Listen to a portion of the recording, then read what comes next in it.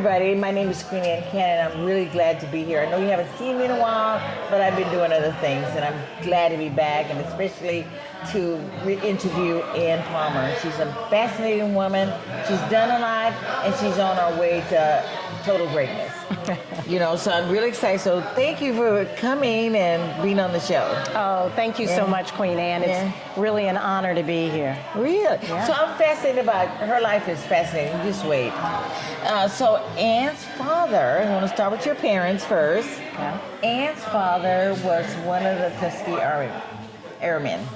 And her mother was a gifted woman. And so, of course, are they still living?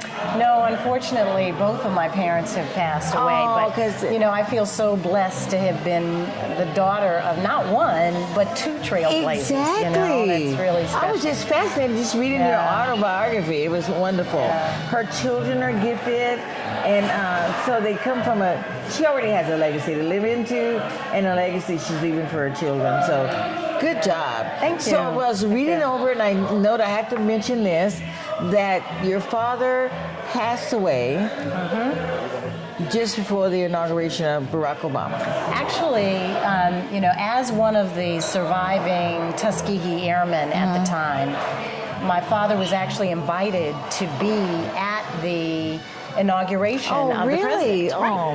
And so I actually showed up about 10 days prior to start getting him ready, and found him sort of slumped in a wheelchair. And unfortunately, he ended up in hospice and held on to life for the next 10 days. And in fact, he stopped breathing, Queen Anne, 6 times and started breathing again. Oh, yeah. And we kept saying, it's okay, But, the spirit is an interesting thing. We have this thing called our own will. Exactly. And so he held on to life. And on the morning of the first inauguration of the president, instead of being on the steps of the Capitol, he was laying in what turned out to be his deathbed. And I sat there holding his hand as we watched the formal ceremonies. Oh, he did get a chance to watch it. He saw those formal ceremonies. And then when the parade started, my mother came and sat with him. And when the last float in that parade passed before the White House, my father looked out the window at an American flag, looked at my mother, who he had been married to for 62 years. Oh, my God. And took his last breath. Is that right? And what a memory. What a memory. Amazing. And, the only thing I could imagine was that because those Tuskegee Airmen, fighter pilots from World War II, for those of you who may not know that, African-American fighter bomber escort pilots, it took 6 decades for them to get recognized for the contribution that they made to American history. Yeah. And so I guess that was his way of holding on to know that what they actually believed in and fought for had made a difference. It did. Yeah. And had come to fruition. It's like, this is what they wanted then. And now it's happened. So really, so you have a legacy. What more could you ask? We always ask ourselves sort of, why are we here? And we look back and say we want to leave some kind of legacy. Well, those men left an indelible footprint. On for this everybody. Planet for everybody. Exactly. Yeah. And for one to be your father is even a deeper legacy. Oh, absolutely. It's like absolutely. It calls you to go out there, and which is why you're here. Yes. To talk about your gifted trap. So I know she's done a lot of things. She's graduated, went to college, did workshops, seminars. She's a person who wants the inside come out. Everyone has a gift, right? Everyone does. Everyone. We're all and gifted out of in some that, way. it's like you say, proclaim your own greatness. Yes. And in that, you wrote this book as a result of it, or was this book the beginning of the journey? Well, no. This book actually came out of about 7 major life crises that I was going through all at the same time. And I found that I was able to manage a lot of emotional things that were coming up for me. And in fact, I realized that I'm no different than anybody else. We all wake up every morning and there are 3 influencers that face us. both coming at us from inside of us and from outside of us. Now, I know you've probably eaten a peanut butter and jelly sandwich, haven't you? Yeah, I want to hear more about the peanut butter and jelly sandwich because that's fascinating in the bio. So these three influencers that I'm talking about that we face every day, I decided to trademark PB&J's, that, you know, that gooey sandwich that we all grew up on, you know. Well, PB&J's also stands for perceptions, beliefs, and judgments.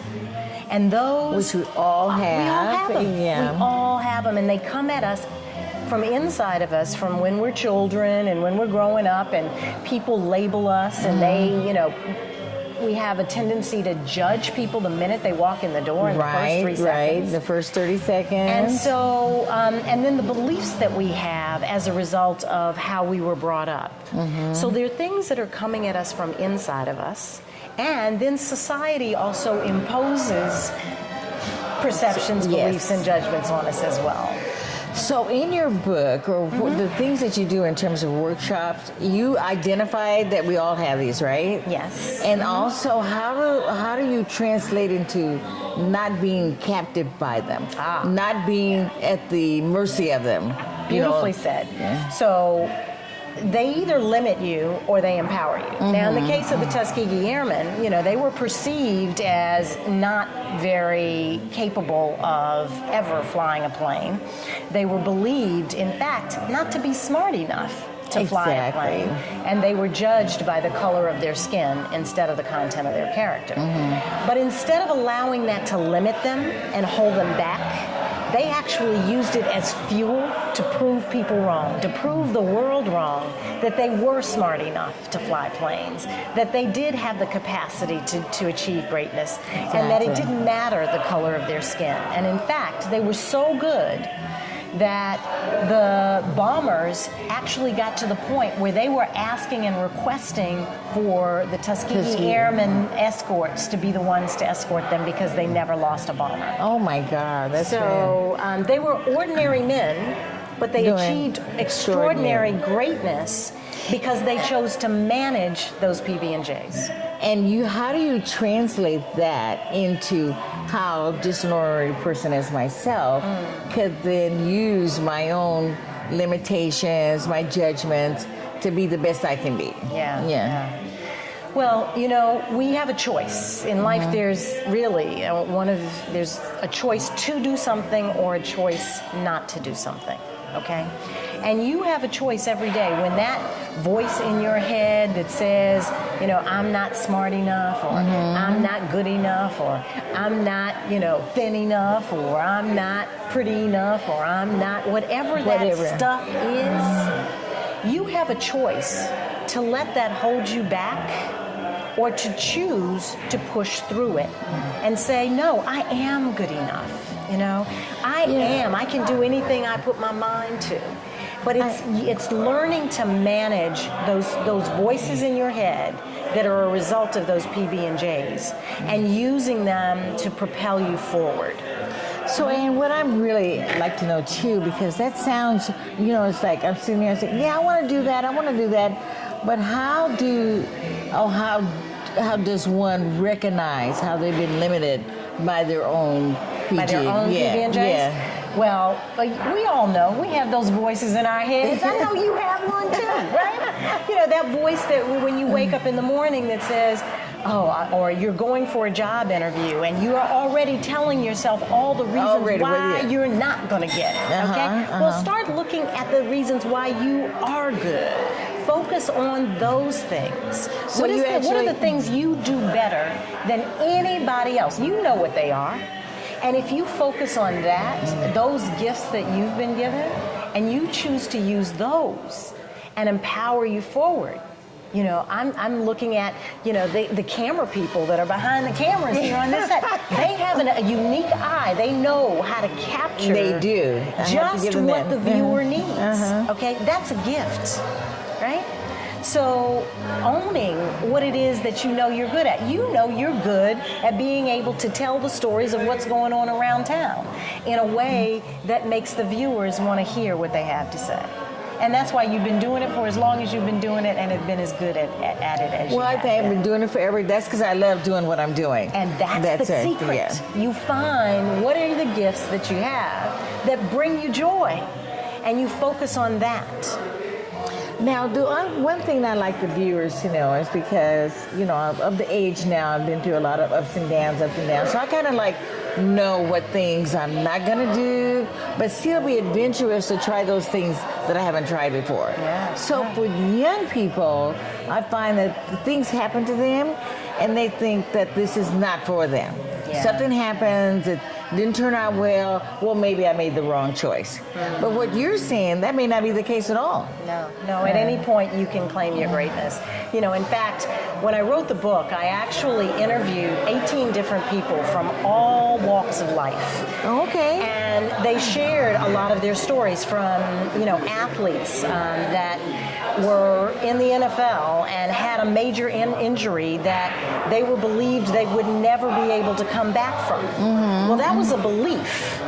And instead, they chose to use their belief in themselves that they could heal and that if they just did all the right things, they could come back. And they believed it enough that they actually overcame the obstacles, those limiting influences, and actually achieved greatness. Yeah. That's awesome. So there are all kinds of examples in the book. There's another wonderful example of an incredible woman who found herself.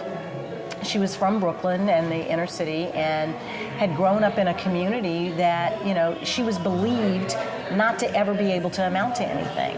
And found herself as a, young teenager, 16 years old, in prison over a misdemeanor, And she made a conscious choice to turn her life around. Yeah. And when she came out, she overcame all of the obstacles. She got her GED. She then went on and got her degree in college. She went on and got her master's. And now she's the head of the prison system in New York City. Oh, my God. So we can take adversity. We can take those PB&Js and turn them around. You just have to make a choice somewhere in there. You have to just choose. Now, I know you do this all over the world. You do it for companies. You do one-on-one coaching. So what are some of the steps you go through? Like if you were going to come into an organization or a company and transform the employees there. So that company is not focused just on profit making, but way outside of the limitations they have now. Well, this is the Silicon Valley, and it's all over the news. Diversity in the Silicon Valley, is there enough of it, and all of that. And so those oftentimes inside of companies, there are perceptions, beliefs, and judgments that are running rampant, and people are not even paying attention to what's happening. That people are making judgments about their colleagues. They form perceptions about them and don't encourage them to, expand and grow or keep them limited in some form or fashion.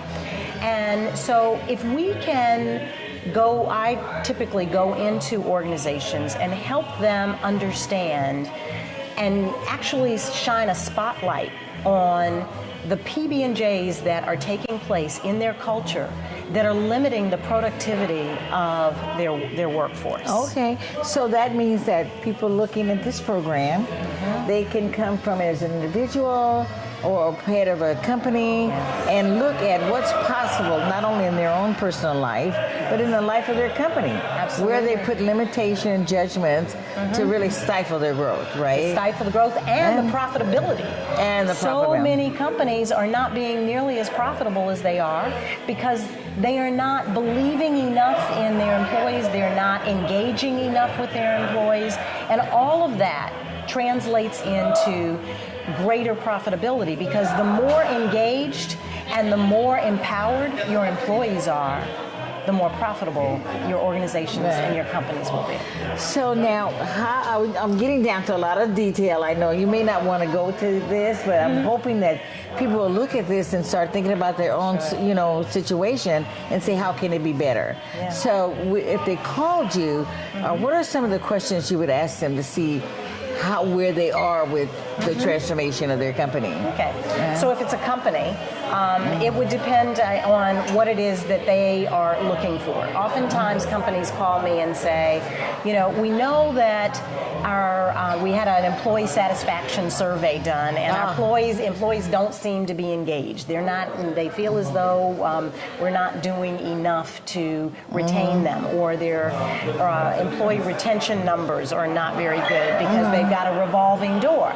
So they know that something's wrong, and they want to know, how can I come in and help them assess exactly what's going on, and to what degree their perceptions, beliefs, and judgments, or their lack of awareness of what's going on is playing into their company's inability to retain good talent. Yeah. Okay? That's awesome. Now, it's also a matter of leadership development, okay? Because oftentimes we have in organizations, people are hired for one set of skills, and then they're promoted into a managerial capacity, and they're not given the leadership training and skills that they need to be able to really be successful. And so oftentimes I will come in and I'll help to assess what are the skill sets that person is strong in, and where are their weaknesses. And then finally, it may just boil down to something basic as communication. That's what I was. We're not talking usually and that's communicating, the case, right? yeah. It's not. Nobody and knows what to say or how to say it. Well, and we now live in this world where everything is, texting, and we've lost the art of public discourse and just communicating one-on-one with people. I often see people in cubicles next door to each other, and they'll text or send an email rather than just, pick up the phone or walk around the corner and have a conversation heart to heart and one-on-one. And we've got to get back to that human-to-human ability to connect with one another. That's great. Well, in terms of Greatness Gathering, we're here, and Ann is actually going to do a slight workshop today with the 100 Black Men and the Black Chamber of Commerce. Hopefully, a lot of people will be here. She's going to do a workshop. And so I want to talk about the workshop you're going to do. And it's going to be taped live. It's going to be available on her website. So you'll get to see some of the really logistics of how she does what she does. And it's a gift trap, emerge from gifted to greatness. Now, who does not want to be great? Okay, we all want to be great. Or what it means to claim your greatness. You hear that, it sounds like, what is my greatness? I want to be great, but how am I going to be great? So you actually go through processes. Well, one of the things, big questions that most people ask themselves, what am I here for? What is my purpose? What is my reason purpose? for Yes. being? Okay. And so one of the things that the whole emerge process that I take people through, that I coach and train, is to, number one, examine what is it that makes you unique? What is it that you are specifically designed for that you do better than anybody else? And how do you do this, if I'm so bold as to ask, without even having taken the course? Well, I had the honor of being trained in a body of work by someone from out here in the Bay Area, Tim Kelly, who is the founder of the True Purpose Institute. And there's a process that I take people through to help them excavate out what is your true purpose. And it usually, if you look back on your life, Queen Anne, you can see that there are common denominators to what you've been doing. So I take people through an exercise where we look at what are the 3 things in your life, or name 3 times in your life that you were just full of joy and felt like you were alive doing what you were doing. Okay. And when you look at those 3 and cite those 3, I know we talked a little bit ago, and you told me, you mentor young people, and you've been doing this show for nearly 30 years, and you are now helping people plan how to be ready for the inevitable. The 2 things we know: we're going to be born and we're going to die. And so we may as well prepare for it. And so the one common denominator in all of that is that you enjoy interacting with people. Okay, yes, that's true. Okay? That's so true. your purpose on this planet has to have something to do With with people. connecting and communicating and preparing people for something. okay. Okay, now I was able to just extract that out And- of about a 2 or 3 minute I mean, conversation really, with you. didn't talk very long at all. We didn't talk long, So that's but I very- can already see that the essence of who you are as a person and your purpose for being on this planet is to connect with people and to help them make themselves better in some way. Exactly. So you hit the nail on the head on that one. So It's can you my imagine gift, if okay? you were doing a course and you weren't quite sure about what your purpose is, just a few minutes, not even a whole course, with Ann would set you on a whole nother path. So I am just advocating that people Thank you. not only We love that. purchase this book, but if you get a chance, look her up on the website, right? Yes. And then you'll see part of the video that's going to happen today. Get an insight for yourself. Yeah. Well, the book is available. It's went number one on a bestseller on Amazon. Oh, is it number one? Okay. It was a number one bestseller. I don't think it's number one ranked right now, Okay. but when I launched it, it did make it as an Amazon bestseller. It also is available on my website, which is www.AnnPalmer.com, and that's Ann with an E. ANNE, Palmer, PALMER.com. So if you go there, you'll see there's a little click here. You can order the book, and the beauty of ordering it on my website is that you get a personalized copy. I'll actually really? autograph it and wow, send that's it great. off to you. So that's one of the advantages over the Amazon purchase. So hopefully So you you'll- get the autographed copy. Yeah. So who does not want an autographed copy of the author themselves? So Right, that's sure. a great indication. Yeah. So, is there anything else before we go that you would like the audience to know about what you do? Because I'm just listening to you. I think you could probably talk for hours on that. We could. And but I want people to get interested so they purchase the book and then solicit you to come to their company Sure. or organization or group that you can make a huge difference in a large body of people. Thank you. Yeah. Well, if you or your organization are in a place where there's a fogginess and you're unclear about how do you take your business or yourself to the next level so that you can, in fact, achieve the greatness that you know that you're capable of, I invite you to contact me, www.annpalmer.com, and there's a place right on that website where it says contact, and you go there and fill that out, and we'll get back in touch with you. But what I'd love to be able to do is to take you through the Emerge process, where we examine what is possible, figure out a way to maximize the gifts and talents within your organization or within you as an individual. And then we engage with that internal GPS, that internal knowing within your company. It may be your vision, your values, and we get clear on how to reframe these PB&Js that are limiting yourself or your employees from really stepping out and engaging and fulfilling all that is possible. And with all of that, you gain a new level of clarity by which you can chart a course that allows you to emerge from where you are out of that fog into a clear level where you are performing at a higher level and you are producing more profitable results for yourself and for your organization. Awesome. So there is going to be a live workshop being taped from 6 to 8:30, right? Mm-hmm. And if you're fortunate enough to be watching to get this video, you even over the video will be able to come to some sort of decisions about yourself, right?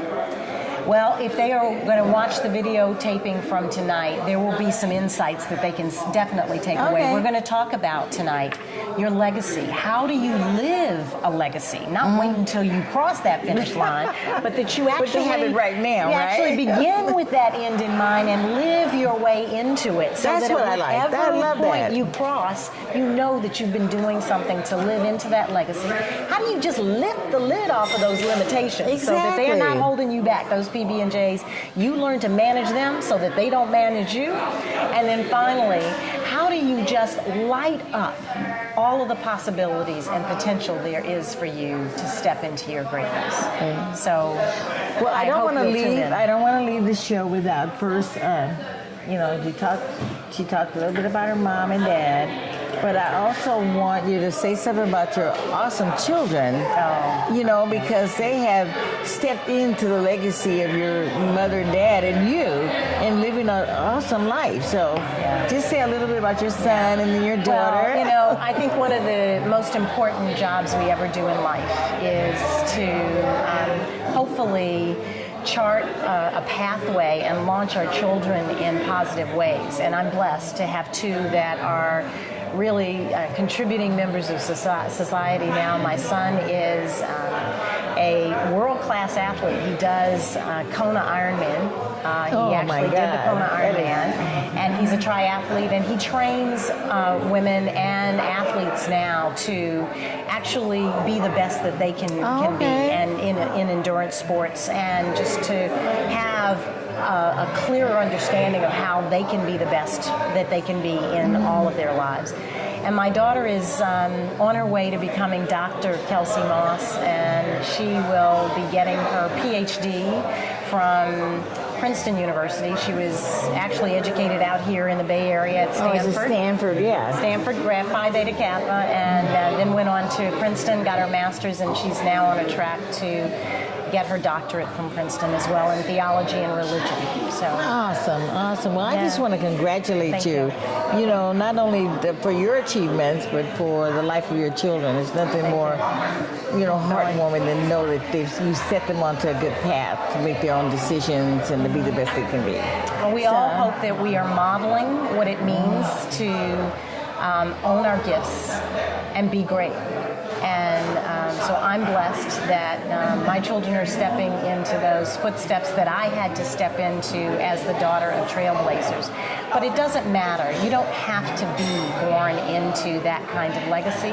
We all are gifted. And it's just a matter of taking time to get clear about what is it that's your unique gift, and own it and offer it to the world and make a difference and leave your lasting legacy. We all have a gift that we can leave a legacy for our loved ones. I love Absolutely. it. So thank you again for being part of A Peninsula View. Thank you. And I'm looking forward to the workshop. I'm actually going to purchase the book. Did you bring any tonight? Maybe you can. I did. I brought some copies tonight, so those people who are here at the workshop will have an opportunity to purchase that. I'll also be offering a special opportunity for them to do some deeper work with me. Okay, great. And so if you're interested in finding out how you could take advantage of that, go to www.annpalmer.com and simply ask about the Emerge and Be Great offering that we offered here at the Be Great Greatness Gathering in San Jose, and we'll see what we can do to make it available to you too. So, again, thank you very much for watching. And again, my name is Queen Ann Cannon, Peninsula View, and it's my honor and privilege to have interviewed Ann Palmer. Thank you. Thank you. It's a joy to be here.